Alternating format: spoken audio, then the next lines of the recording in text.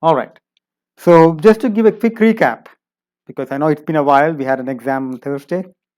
So just to give a quick recap of what we have done on Tuesday, okay, we stepped away from, I would not say completely stepping away from combinational logic, but we looked at where we are at this time, right? Now, before last class, or the time, or the class we met last time, uh, we were focusing on building combinational logical building blocks. We looked at different approaches, modular approach, building at the gate level, and so, multiplexer or based approaches, mapping your function, combinational function, to an hardware, and so on and so forth. So multiple different design approaches that were examined prior to last class. Okay, and we realized that even with all of that knowledge, there is some critical piece that is missing, that having which we will be able to make our systems more programmable. Okay, when I say more programmable, that means when I program a device, then that device should be able to uh, basically the device has to be able to run through a sequence of instructions, one step at a time, one instruction at a time, autonomously, without my intervention anymore. Okay, so once I program it, then the device basically has to run through it. Once I compile the program, the device has to run through the program and execute instructions, instruction by one instruction at a time. Okay, so moving forward in time, if you will. So far, we have not been able to incorporate the timing information into a device, right? A combinational block, for example, once I design it, once I construct a combinational circuit and place it on my table, it's going to be like that. It's not going to really move in time, right? I can come back to that circuit, apply some inputs, I get the output, but the circuit itself autonomously cannot move forward in time, right? So I have to incorporate some timing information. Timing information is also very important because when you're designing a very complicated structure, so far we have been able to design discrete blocks, discrete combinational blocks, right? So we design it, and then so we design an adder here, we design a multiplexer there. So everything was designed, everything would function, but then these are all over the place. These are just disconnected, right? Now, in an actual system, we have to be able to connect them together, let them communicate with each other. So all of these modules that we are trying to build, we need to be able to communicate with each other. That way, you are able to make your system more complex, more functional, right? And more autonomous. Okay. Now, when I'm trying to do that, one circuit may be more complex than the other circuit. One circuit may be taking more number of inputs, for example, or more number of operations, and it will take its own time for those inputs to settle down. So it takes some amount of time for it to execute an instruction, whereas another module may be taking less amount of time to execute a different instruction. Now, when I'm trying to have them both communicate with each other, I need to be able to have some kind of a timing signal that would help them communicate, that would basically synchronize my operations, right, across all the different modules that are connected with each other. Okay, so timing information is critical, and that is missing in our design. And we also talked about the fact that I want my system to advance in time, right, and execute instructions one instruction at a time. It should be able to know what instructions are stored, right? And that means I need to have some kind of a mechanism to store information, to store instructions, right? To store data and so on. So a critical piece, the Lego piece that was missing, was the memory module,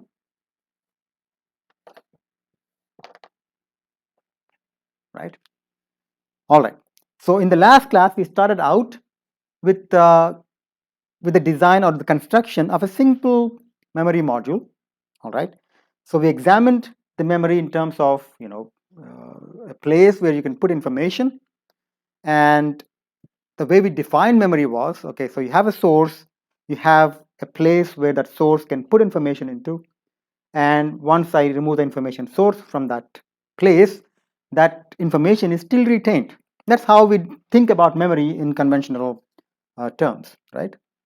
And with that basic definition, we started out to build a simple 1-bit memory unit, a unit or a circuit that can be able to store a single bit of information. Because if I'm able to design one, then all I have to do is I just have to replicate that, and I can store n bits of information, right? So that's the advantage that is offered by these designs. All right, so I can design that as a module and just copy and paste those modules to make a larger sized memory. Okay, and in the last class we examined a circuit, a simple circuit that kind of behaved like a primitive memory cell, right? Our simple circuit looked something like this. We used NOR gates, 2 NOR gates.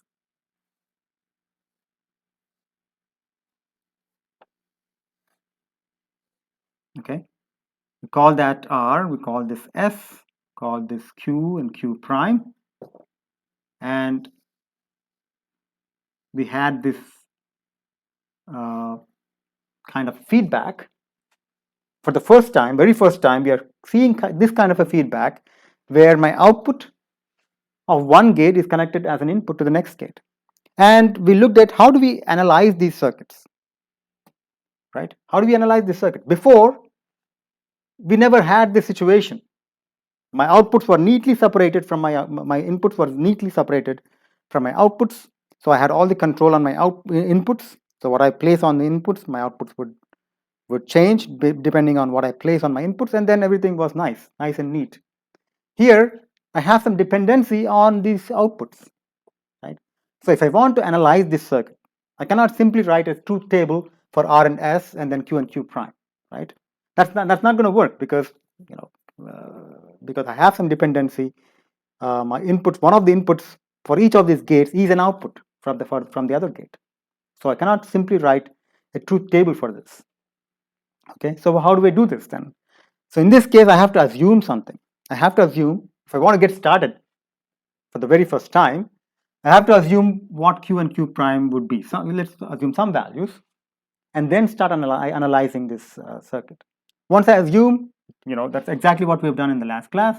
So assume some values, initial values. Let's say this is, so as soon as I come to the lab, I see that I measure the voltages here, and I see that these were 0 and 1. And now I know what these values are. And now I can change my R and S values to whatever, because those are the inputs, I can change them, they are my control, and then see how these values gets updated, right? And every time these values get updated, again, remember that because these are forming the inputs, I need to again come back to these individual gates, analyze what's going on here, update those values accordingly, and continue the process until my Q and Q prime finally settles down. Okay. Now, it is possible under certain circuits, for example, if I design some circuits, it is possible to design circuits where my Q and Q prime may not settle down at all. That's also possible. So we need to come back. So basically, every time Q changes, Q prime changes, these values change based on what you apply on R, S and R. That value gets changed. Again, a changed value gets applied here. Then again, I get a new value of Q prime. New value of Q prime is applied here. Then depending on what you apply here, I get a new value of Q, and that process can continue indefinitely. For this circuit, thankfully, that does not happen, especially when I have well-behaved outputs like these. And we have analyzed this circuit, at least for these conditions. Okay, so when S equals R, so our conclusion was, irrespective of what Q and Q prime were, irrespective of what these were, if I come to this circuit and apply S equal to 1 and R equal to 0, my circuit eventually will settle down with giving me an output Q equals to 1 and Q prime equal to 0. This is what we have observed it in the last class. irrespective of what Q and Q prime were. I come back, I place S equals 1, R equal to 0. I get a Q equals to 1 and Q prime equal to 0. Of course, there might be some time for these inputs of the outputs to settle down, but after they settle down, they will come to this steady state value. Now, after this, if I go back and place S equals to 0, R equal to 0, again, this condition, we basically looked at this condition as if we are taking out the information source, okay? And we have when we analyzed this, we saw that my S, under this condition, my Q values that were changed remain unchanged after the application of these inputs. Okay. So first, as a first step, I applied these inputs that changed my values of Q and Q prime to be these. In my second step, I apply S equal to 0 and R equal to 0. That changed the values of Q and that did not change. That remained, my values remained as Q equal to 1 and Q prime equal to 0. And we call this taking out the information source. So this is equivalent to saying I'm taking out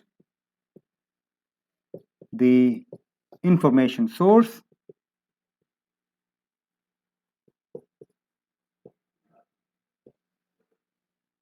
The values remain. That means this particular condition where I apply S equals 0 and R equal to 0, I can call that the memory state or the memory condition.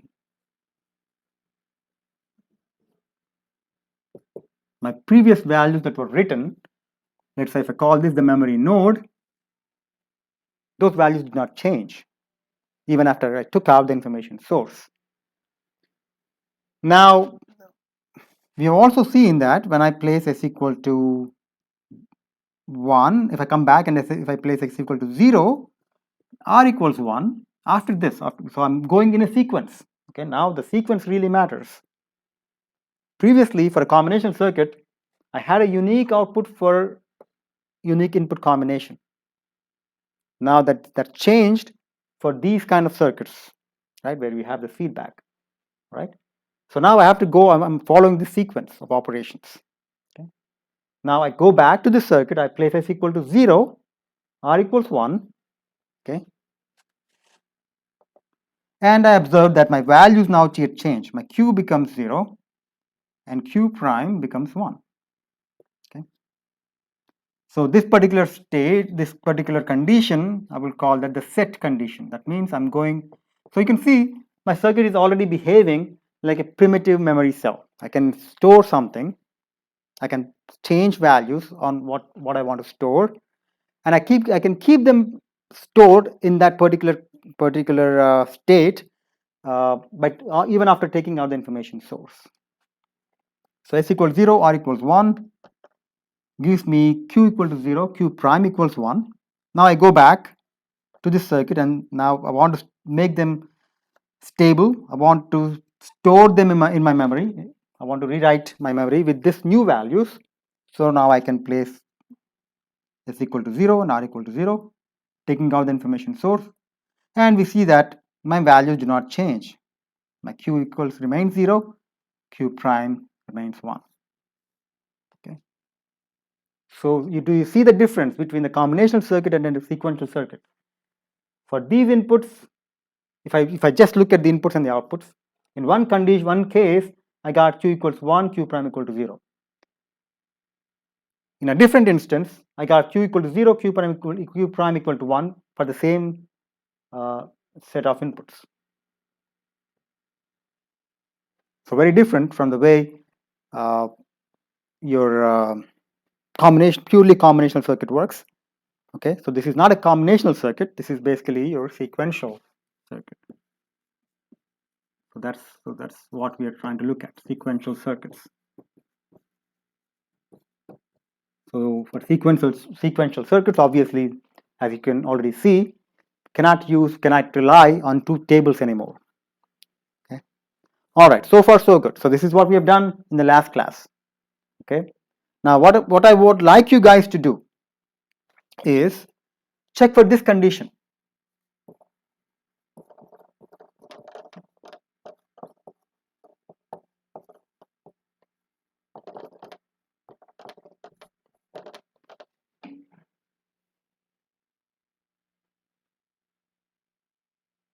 Yeah, that's a good question.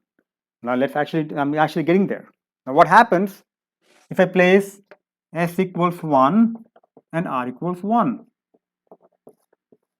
Now, on my inputs, what happens when I place S equals 1, R equals 1, okay?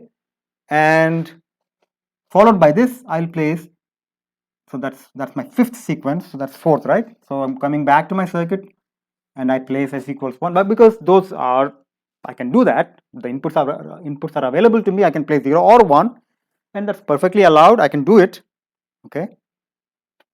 And then I will come back and place S equal to 0, R equals 0.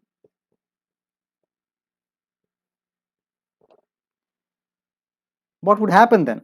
So now, at the end of my fourth step, I got Q equal to 0 and Q prime equals 1. Q equal to 0, Q prime equals 1, that's good, okay?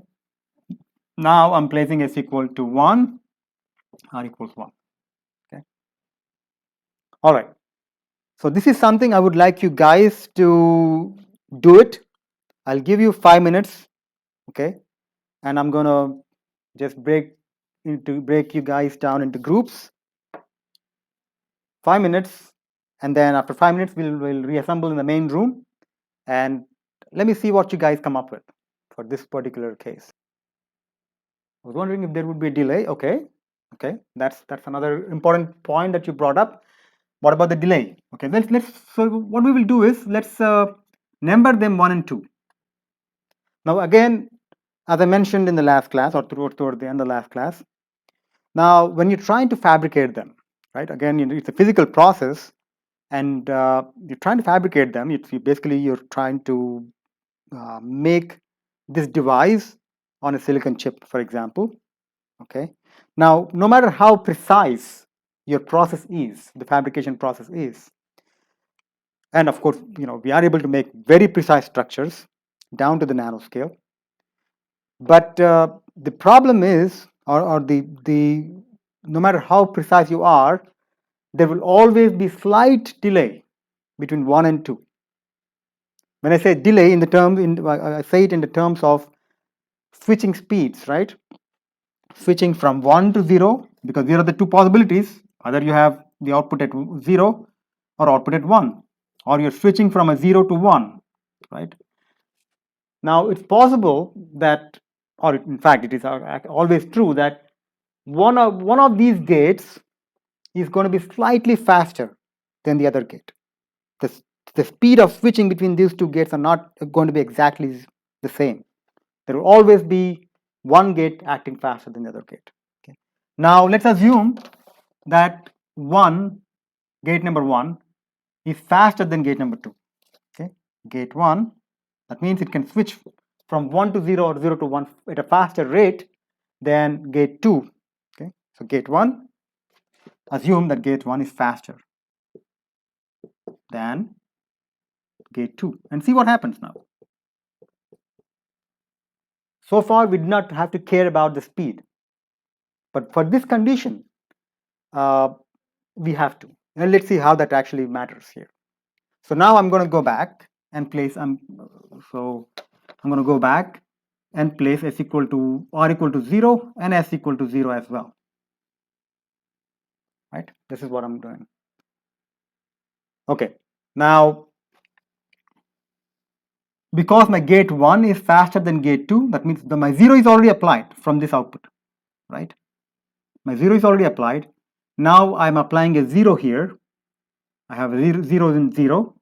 Because my gate 1, and then again here I have 0 here, 0 and 0 applied. But because my gate 1 is faster than gate 2, that's going to switch faster, right? So that means my Q becomes 1. All right, and then this particular Q, which is 1, updated, now will be acting on this input.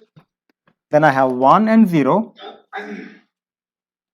okay, and 1 and 0 would make this 1, which would basically keep it 0, right? 1 and 0 will make it 0, and it reaches a steady state. So 0 applied here, 0 and 0 keeps that at 1, 1 and 0 keeps that at 0. These are the new values. if for the case 1 where my gate 1 was faster than gate 2. Now if I had assumed in case 2 my gate 2 was faster than gate 1, in a different instance it's possible, right? My gate 2 may be faster than gate 1. A different circuit may have, gate 2 faster than gate 1. For that particular circuit, the output is reversed, right? Because my gate 2 is acting faster, that means my Q becomes 1 first, and that determines what my Q prime becomes 1 first, and that determines what my Q should be, and that becomes 0. So do you see the problem here? I have one instance of a circuit where my gate 1 may be faster than gate 2. I have a different instance of a circuit where my gate 2 may be faster than gate 1, and that's going to give me two different answers.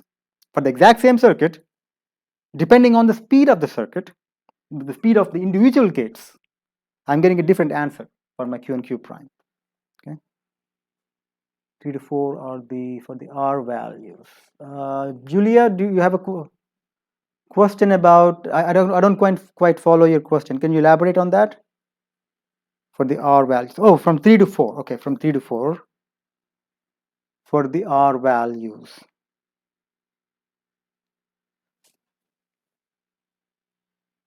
Not quite, because so far for all of these conditions, and you can verify this carefully, for all of these conditions, no matter what gate is faster than what gate, my outputs are not affected by the relative speeds of the individual gates for all of these combinations. However, when it comes to this particular combination, my outputs do matter on the speed of the individual gates, as we have just shown, right? Because if my gate 1 acted faster, that would have made it 0, made it 1. If my gate 2 acted faster, that would make Q prime to be 1. And so again, you will have billions of these instances, right? Because you're making not a single unit, multiple units, billions of these. And I don't exactly know which gate is faster than which gate for each instance of this, right?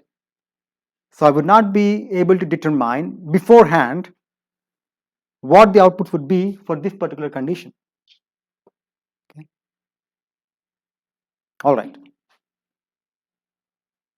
Now let me pause here. Let me see if you got what I'm trying to get to, what I wanted to explain. Does that make sense? When my outputs are dependent on the speed of individual gates, my output becomes indeterminate. If I'm indeterminate, I cannot determine the outputs. If it was just one circuit and I know exactly which gate is faster than which gate, then of course I can determine what the outputs are exactly. However, now we are in a situation where I have billions of these instances, okay, and I don't know which gate is faster than which gate for each instance. That means my outputs are indeterminate. I cannot just determine them. So that's why we call this condition, S equals 1, R equals 1 condition, as a forbidden state. Every time we get an indeterminate answer, we don't want to go to that particular instance. We want to keep away from that instance, because it's a useless situation anyway. What we do with indeterminate state, right? We cannot use them for our advantage. So that's why it's called the forbidden state here. Okay. All right. So I think one of your microphone is on, and I can see some feedback. If you could mute it, I would appreciate that. Of course, you can talk. If you want to talk, then you're always welcome to talk. Okay, does that make sense? So now let's summarize this in the form of what is called a truth table. We're not using truth tables anymore, as we have just discussed. So what we will do is we'll use a different type of a table called a characteristic table to summarize these the behavior. So we'll use the characteristic table here.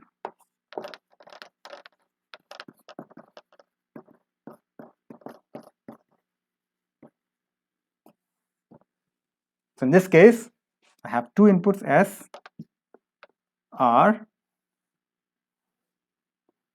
Q and Q prime. Okay. We've already seen that S equal to 0, R equal to 0 gave us the memory state. So again, I cannot really say what Q and Q prime would be because the values depend on what previous values were. So let me just put that as memory. It means those values, whatever the values were before, they will remain. Okay. If I place S equal to 0 and R equals to 1, we have seen that that will give us a determinate answer. My Q was 1, Q prime was 0. It did not depend on the individual speeds of the gates. Eventually, that would settle down to that value, and we call that the set condition, the set state or set condition. I'm sorry, no, this is not right. This should be reset.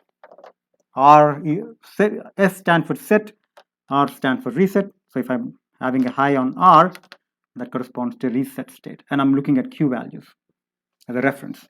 So that's your reset. S equals 1, R equal to 0 gives me a set condition. So that's a set. And finally, S equals 1, R equals 1 gives me the forbidden condition.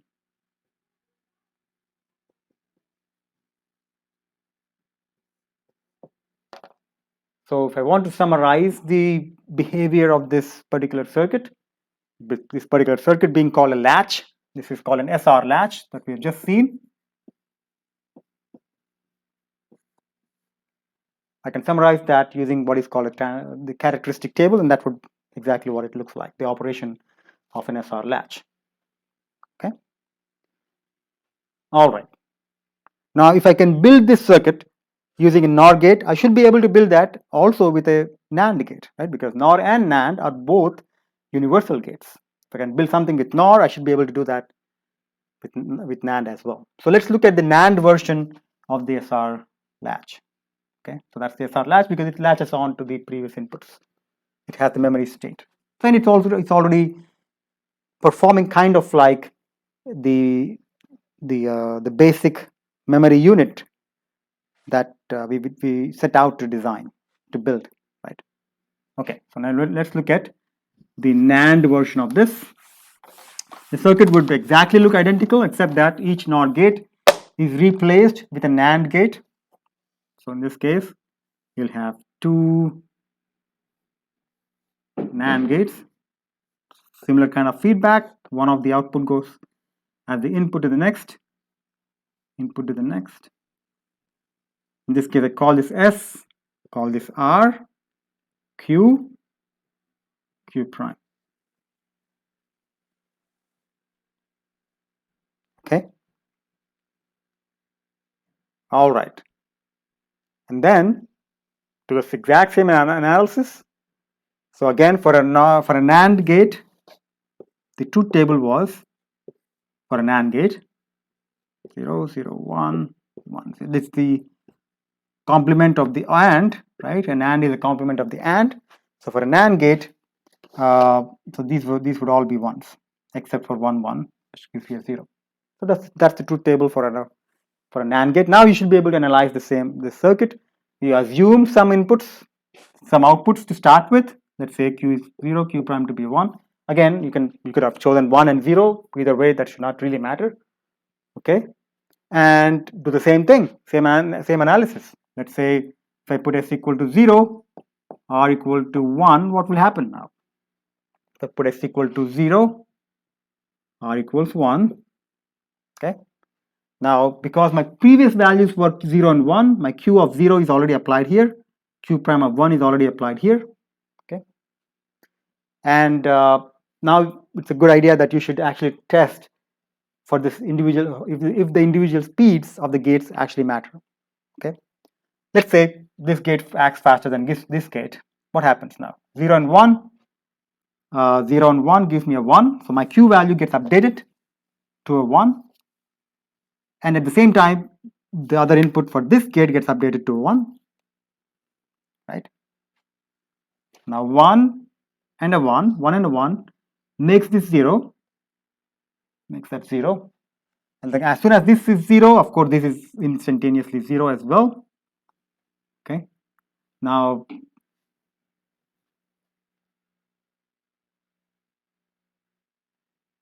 well, yeah, that's a good question. Why do we need two outputs? We don't need two outputs. If I just want Q, we can just look at Q, but this is there. This is available there. When you can use it, you don't have to use it. It's there because of the way the circuit is constructed. Okay. Most of the time we don't use it, but in certain instances you will see that we actually use it as well to our advantage. Okay. I hope that makes sense.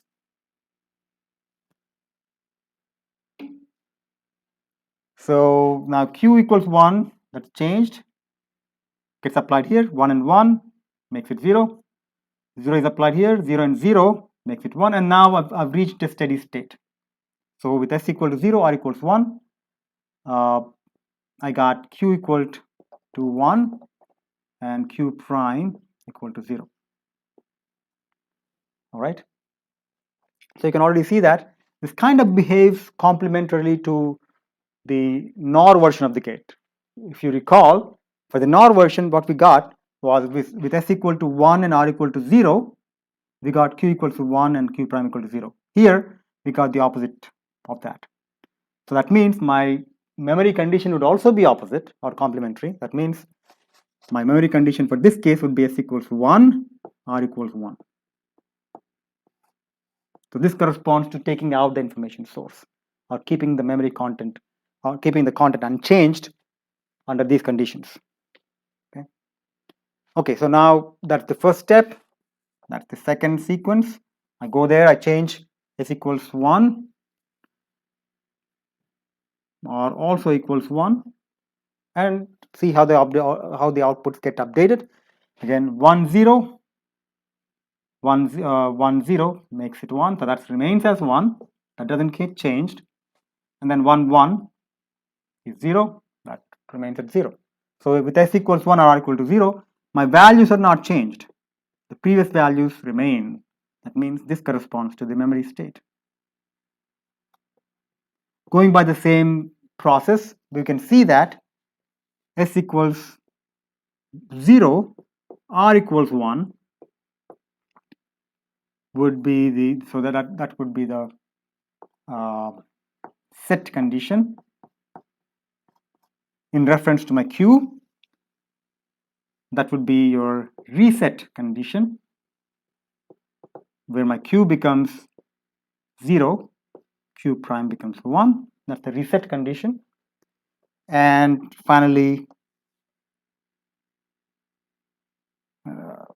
S equals 0 for this particular gates, R equal to 0, that corresponds to my forbidden condition.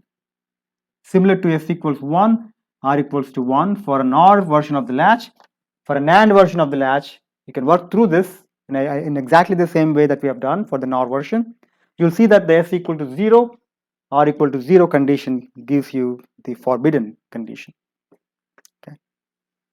And I would again strongly encourage you to work through this to make sure that do this as an exercise and make sure that this actually works in this particular format.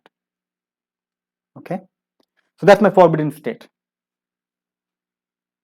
Okay, so if I want to write down the characteristic table for a NAND version of the gate, and that's why, as you can see here, this is exactly complementary to the NOR version of the gate. The way it behaves is exactly complementary. So that's why this is also called the S bar S prime R prime latch. Because if I invert my S and R values before being applied to this latch, then this would basically behave like a NOR version of the latch. Okay. All right. And now for the characteristic table for this.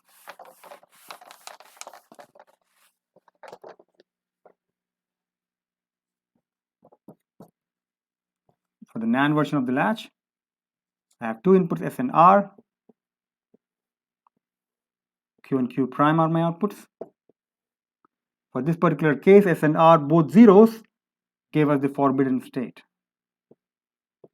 where my outputs depend on the speed of the individual gate, okay, on the relative speeds of the individual gates.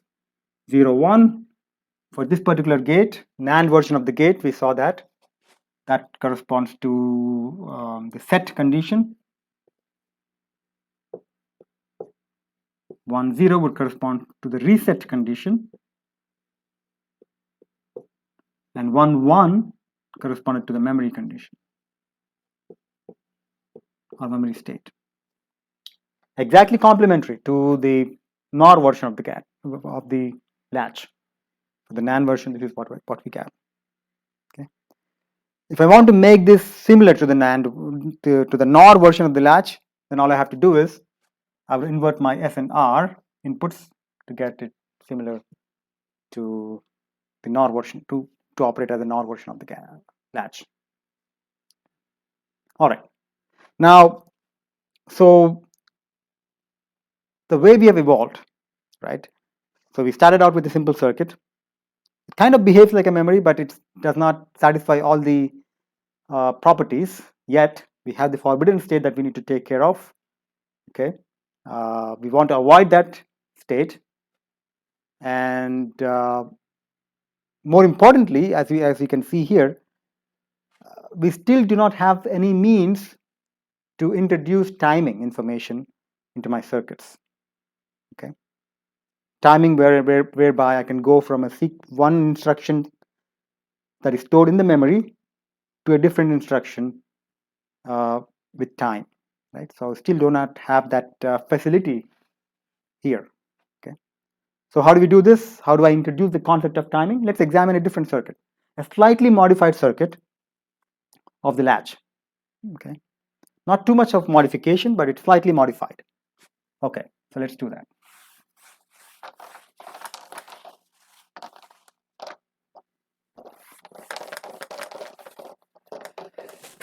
Excuse me. So we start with the NAND latch, and we build on that. We just add 2 more gates to that circuit and see what happens with that.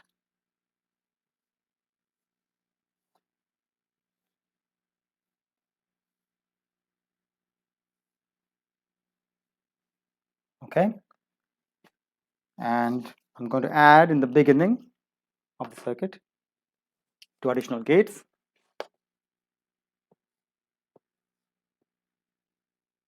2 additional NAND gates in this manner. I would now I have 3 inputs. Okay, let me call this now S. Let me call this R. Okay, if I want to analyze this, I need to know what these are. Let me call that for now S star, R star. Okay. All right, and let me call this new input. Now I have 3 inputs. Let me call this enable input. Okay. And now let's try to analyze this circuit. Does this circuit provide us with any advantages? Let's see. Now the problem is I already have some complication here. I have, instead of having 2 inputs to store a single bit of information, now I have 3 inputs to store a single bit of information. So I have this enable input as well. But does it serve any purpose? Let's actually see. Again, keep in mind that ultimately what we want to do is to achieve some kind of timing in my circuit, in my entire system. I want to synchronize the operations of all the units, all the modules that I built and interconnected. I want to synchronize the operations between all of those modules. Okay. All right. Now, how do I analyze this? I would do this through what is called the modular approach again. Right. Now, the way I will do this is, I know how the circuit behaves. I already know this. I don't have to analyze this again. We have just analyzed this. This is the SR NAND latch. So I don't have to do that. Right. Do I have a characteristic table for that? I absolutely do. So that's the outputs. I have the characteristic table for that. Call it Q and Q prime. Okay. And the characteristic table was something like this, right? You have S star, R star, Q, Q prime, 0, 0 was the forbidden, 0, 1 was the reset, 1, 0, I'm sorry, 0, 1 was the set for the NAND version of the latch, because that's the NAND version of the latch, that's the set condition. 1, 0 was the reset, 1, 1 was the memory for this. That particular characteristic table corresponds to this particular circuit. So now I know how this circuit behaves. I know the input-output characteristics. So these are the inputs. Those are the outputs. I know the input-output characteristics. I don't have to see the circuit anymore. What I can do is I will just put that as a plot, and that makes my analysis much more easier. Okay, easy on my eyes at least. I don't have to look at this anymore. And I can just say that this is the SR NAND latch. So now my circuit behaves, my circuit itself looks so much more neat. I don't have these additional gates I have to worry about, how the gates behave, because I already know how this particular circuit actually behaves. Okay. All right. Now I would like to analyze this circuit. So what I will do is, so my actual inputs are S and R. These are my intermediate inputs for this particular latch, right? But for the overall system, right, my actual inputs are S and R. My overall outputs are Q and Q prime. So this is what I will do. I will write down my table as S. These are my inputs. Oh, I have 3 inputs actually, right? So I have enable input. I have S. I have R. Then I have intermediate inputs as S star, R star. And then the output as Q, Q prime. Okay.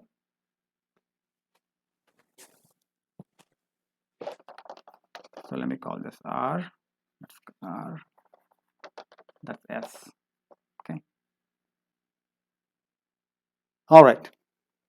Now, if I place enable as 0, again remember that for an NAND gate,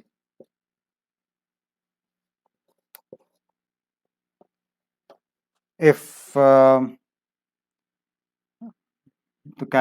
truth table for a NAND gate was what? 0, 0, 0, 1, 1, 0, 1, 1. If one of the input was 0, the output is a 1, right? That's 1, 1, 1, 0. One of the input to a NAND gate is a 0. The output for the NAND gate is a 1. Basically, it's an opposite version of the AND gate, right? So if I place enable as 0 here, what happens to my S star and R star? Does that depend on S and R inputs anymore? It really doesn't depend, right? If irrespective of what you have on S and R, as you can see here, if one of the input to my NAND gate is a 0, the output is a 1. It does not really care what the other input is. So in this case, irrespective of what happens on S and R, the output of the NAND gate, which is S star and R star, is a 1. So basically, for this particular NAND latch, for this input conditions, 0 and whatever S and R are, doesn't matter. I'm applying an S star and R star value of 1 and 1 at these inputs. Now, what does that give me for Q and Q prime? That's memory, right? Again, you can go, because I know the input-output characteristics for this particular latch, I have them here right away. So 1, 1 on S star and R star corresponds to memory. So that's basically memory, the memory state. So as long as I can keep my enable to be 0, and you can change anything that you want to for S and R, nothing of that will be manifested at the output. Okay. My Q does not even see what S and R are as long as my enable is 0. My output does not respond to the inputs S and R as long as my enable is 0. Okay. Now start seeing what you start, my output start depending on S and R only when my enable is 1. So let's see what happens now. If my enable is 1, if I place a value of 1 on my enable signal or input, and let's say I place S as 0, R as 0. Okay. Now what would that correspond to now? If S as 0 and R as 0, again, one of the inputs to my NAND gate is a 0, right? So if this is 0, S star is 1, if that is 0, if R star is 1, that's 1 and 1. Again, that corresponds to memory. So I have two memory states here. Okay. Again, so if my enable is 1, I place a 0 on my S, 1 on my R. What happens to my Q and Q prime? Again, we go back. So I have enable as 1. I'm applying a 1 here, 1 here, placing a 0 on my S. So that's 0, 1. 0, 1 makes it my S star as a 1. And here I have 0. Here I have 1 and a 1. 1 and a 1 makes it 0. So I'm placing R star as 0. So I go back to this characteristic table because now I have to worry about this. I know the input output characteristics. So 1, 0 is the resets condition. So that corresponds to the reset. So S as 0, R as 1 corresponds to the reset for the entire system. And finally we have, or not finally, but we have 1 enable as 1, 1, 0. 1, 0 gives me S star and R star as 0, 1 by the same logic. 0, 1 corresponds to set. I have the set condition. And finally we have 1. I place S and R as 1, 1. 1, 1, that means S star and R star are both zeros. Both zeros corresponds to the forbidden state. So that's the forbidden state.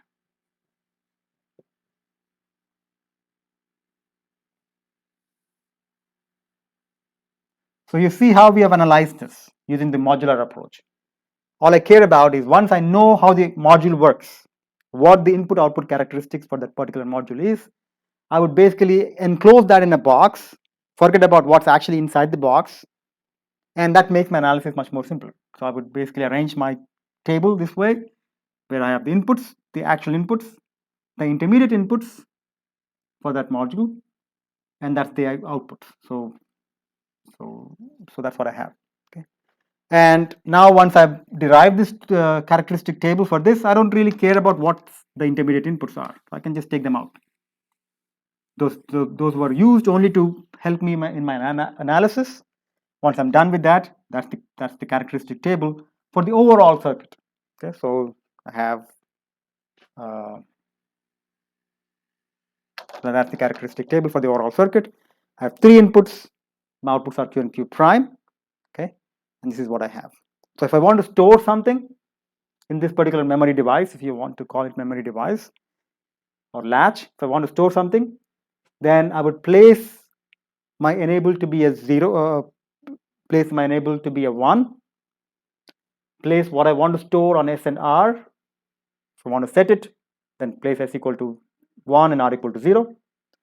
And then once my outputs are changed, then I go back, place my enable to be 0, so that even if I accidentally change anything on S and R, my output is not going to get affected. Just like as you can see here, that remains in the memory state. As long as my enable signal is 0, whatever happens on S and R doesn't really manifest on the output. The output does not get overwritten even if I change anything on S and R, as long as my enable is 0.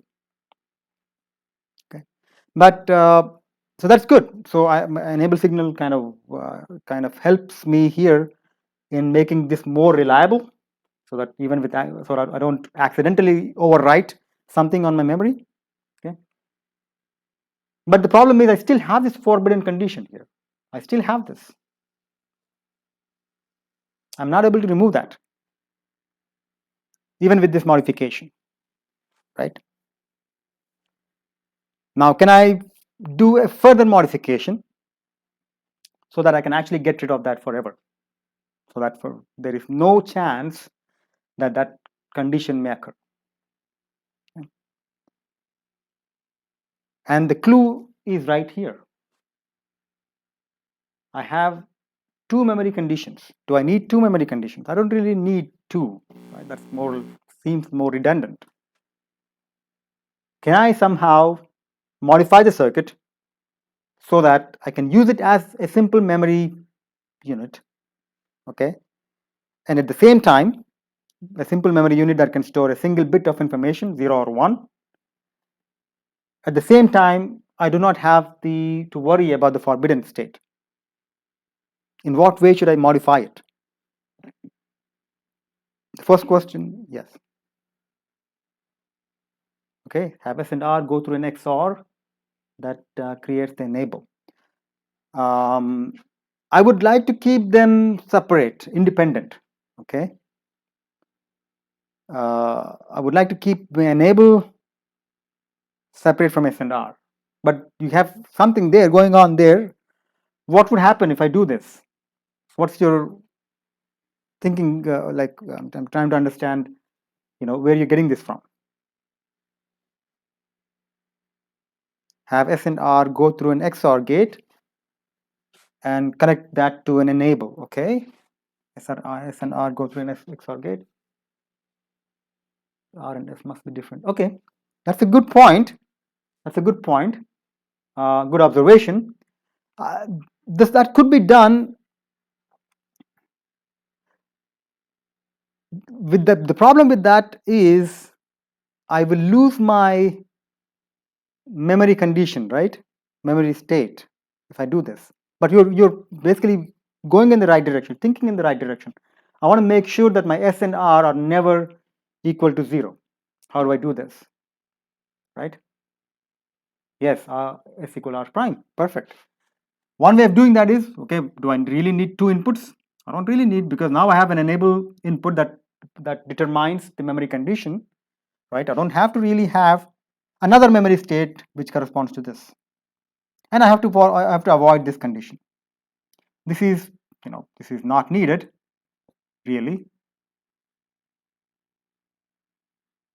This needs to be avoided, right? This is optional. This needs to be avoided. All of the other ones are needed. So what I can do is I'll do a connection so that my S and R are never equal to each other. Which the only way I can do that, or one way I can do that is basically have this. So now my S is equal to R prime, or my R is S prime. Put that my R is S prime, and my S and R are never equal by this change. That means I can never be going into the forbidden state anymore. Do I still have the memory state? Yes. By using the enable, I can still place my unit in the memory state, right? Does that make sense, guys?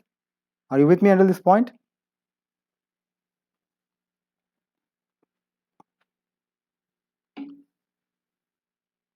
Okay. So by doing this, I lost this particular memory state. That's not going to happen. And I also lost this condition. Rest of them are fine, right? Okay. And this particular circuit, okay, so that's one aspect of that. That's the advantage of having the enable signal. Okay.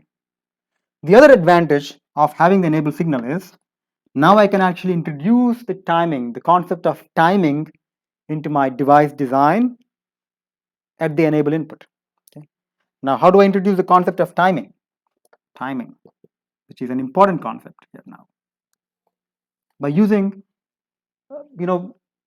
we as individuals, we can somehow sense the concept of time. We have this programmed in our system to sense the passing time, right? Through changes that are happening in our body, we can sense the passage of time. If I want to introduce timing, the concept of timing into something that we're trying to build, then something has to change, right? And one way of doing that is basically introducing a signal which is changing at a certain rate. A signal, something like this, which we call the clock signal. So it's a train of pulses. Okay? And this train of pulses can introduce the concept of timing into my system design, into my system. Okay? How does that introduce the concept of timing? Now I can talk in terms of, okay, in terms of how many clock pulses. Again, these are my pulses. Okay, that's the width of each clock pulse. Okay, and now we can talk in terms of, okay, this particular module takes these many clock cycles to execute an instruction, to execute its operation. Okay, and versus a different, more complicated module will be taking more number of clock cycles. So we are introducing the concept of timing. We're talking in terms of timing by using the clock as our basis. Okay. All right. Now, where do I apply this clock here? I can start applying my clock to the enable input. Okay. And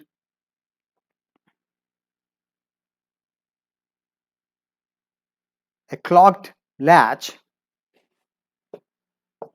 that means when I apply a clock signal to my latch here, a clocked latch is also called a flip-flop. It's called a flip-flop.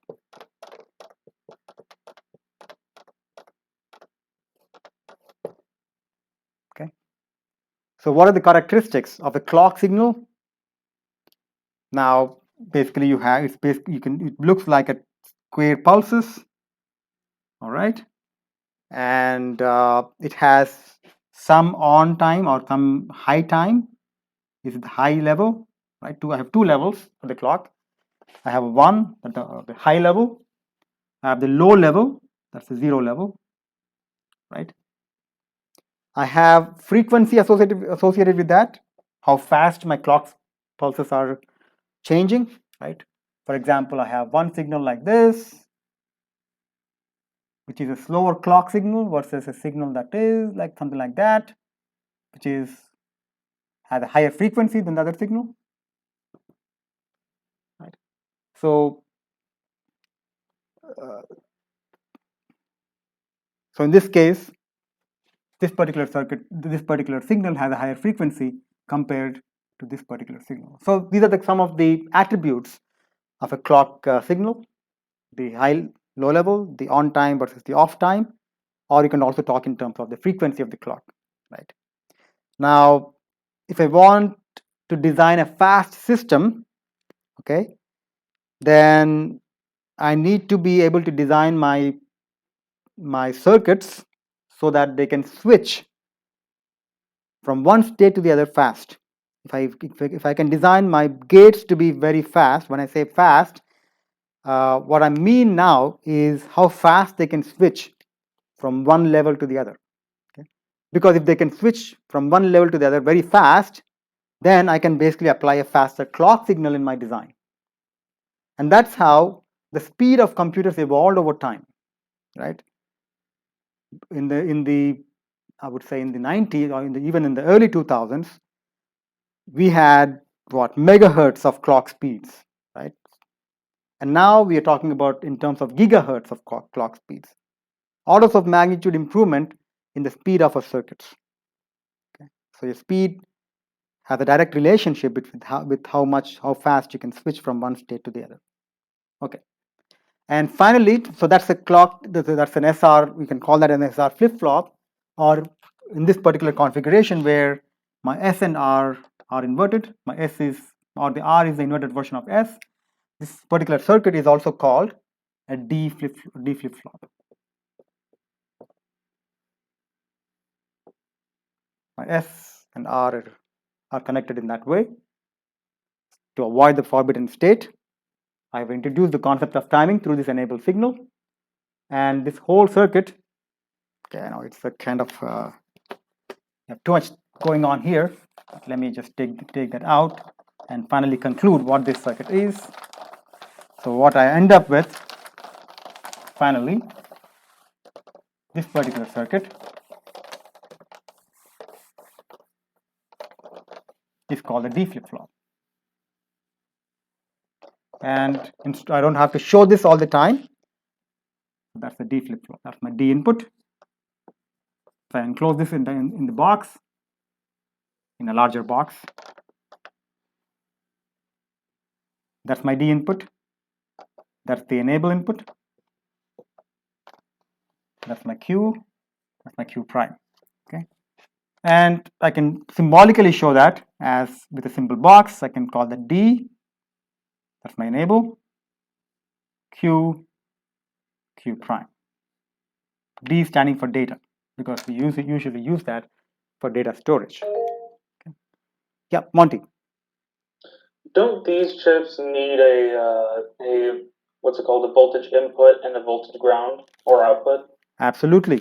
Although I do not show this explicitly here. Okay, because all of these gates, individual gates, these are all active circuits.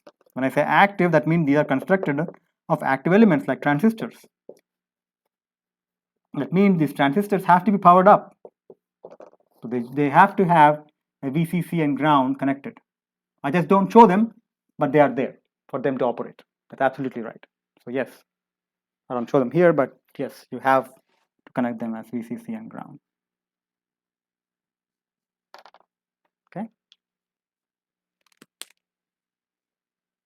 All right. Any other questions, comments? So we'll stop here. And in the next class, we'll talk about how do we construct registers that can store information, and the different triggering mechanisms of these flip-flops. So we will start talking about flip-flops and how the clock works and how the timing works, and all of that interesting stuff in the next class. Any other questions before we conclude this class?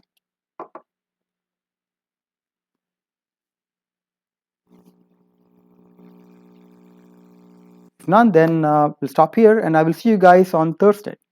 Thank you.